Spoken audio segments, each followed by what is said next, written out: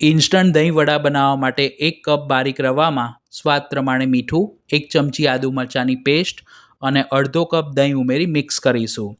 પછી તેમાં 1/4 કપ પાણી ઉમેરી મધ્યમ ઘટ ખીરું બનાવી ઢાંકીને 10 મિનિટ માટે સાઈડમાં મૂકી રાખીશું, જેથી રવો ફૂલીને સેટ થઈ જશે. 1 કપ મોળું દહીં લઈ તેમાં 3થી 4 ચમચી દળેલી ખાંડ અને 1/4 ટીસ્પૂન સંચળ ઉમેરી દહીંના બિલકુલ પણ લમ્સ ન રહે તે રીતે ફેંટી તેને ફ્રીઝમાં ઠંડુ થવા દઈશું.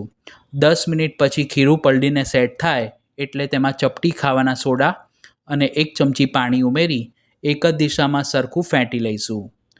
વડા તળવા માટે કઢાઈમાં જરૂર મુજબ તેલ ગરમ કરી મધ્યમ સાઇઝના વડા તળી લઈશું.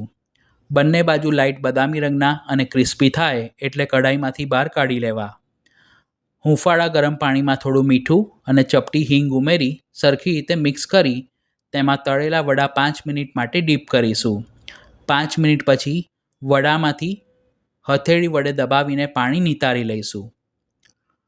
વડાને સર્વિંગ પ્લેટમાં સર્વ કરી તેમાં ઠંડુ ગળ્યું દહીં, લીલી ચટણી, મીઠી ચટણી, શેકેલું જીરું પાવડર અને લાલ મરચું પાવડર ભભરાવી ઉપરથી તેને તળેલી બુંદીથી ગાર્નિશ કરીશું. તો તમે પણ આ ઇન્સ્ટન્ટ રવાના દહીં વડા ઘરે જરૂર બનાવજો.